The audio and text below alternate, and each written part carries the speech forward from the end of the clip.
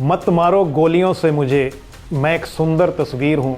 मेरी मौत की वजह यही है कि मैं पंजाब हूँ। 1980 का दशक भूले नहीं है अभी, आतंकवाद का वो काला दौर। शाम होते ही हो जाती थी गलियाँ सूनी, हर तरफ बिखरता खून।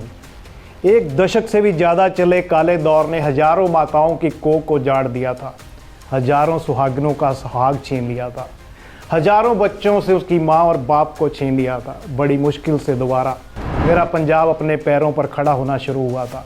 दोबारा खुशहाली आने लगी थी, खेत फिर लहलहाने लगे थे, इंडस्ट्री चहकने लगी थी, किसानी फिर बुलंदी पर जाने लगी थी। मगर एक बार फिर मेरे पंजाब को फिर लगनी शुरू होगी नज़र। पंजाब उसी काले दौर की तरफ बढ़ता दिखाई दे रहा है।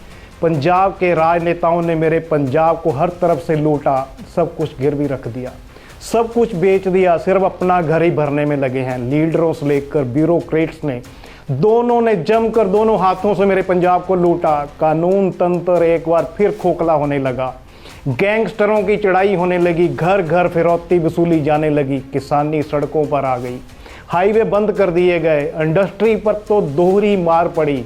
गैंगस्टर फिरौती वसूलने लगे तो पंजाब बंद ने इंडस्ट्री की कमर तोड़ कर रख दी।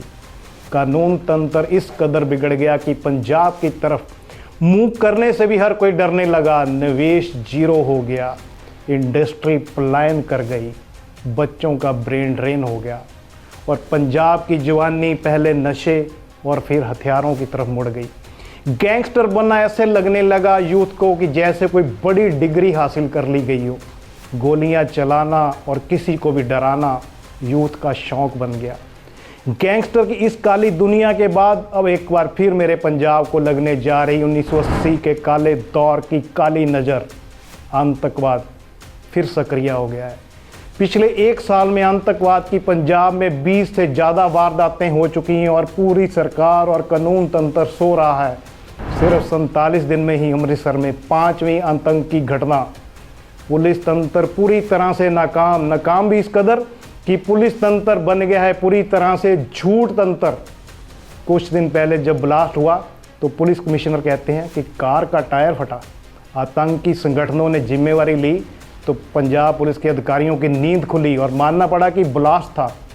वीरवार को फिर पुलिस चौकी के पास ब्लास्ट हुआ तो झूठ तंत्र फिर सक्रिय हो गया। फिर ब्लास्ट को रेडिएटर फटने का नाम दे दिया गया। बब्बर खालसा ने जिम्मेवारी ली तो फिर ब्लास्ट की बात को मानना पड़ा। वाहे गुरु के आगे अरदास है कि मेरे पंजाब के नेताओं को सद्बुद्धि दे, सरकार को सद्बुद्धि दे, ताकि वे भ्रष्टाचार और झूठ के तंत्र में फंसे अधिकारियों पर लगाम लगा सकें और मेरे पंजाब को बुरी नज़र से बचाएं। कहीं एक बार फिर हम उसी काले दौर में पहुंच गए तो बार बार जख्म झेलने वाले मेरे पंजाब की इस बार अंतरात्मा भी छलनी ना हो जाए।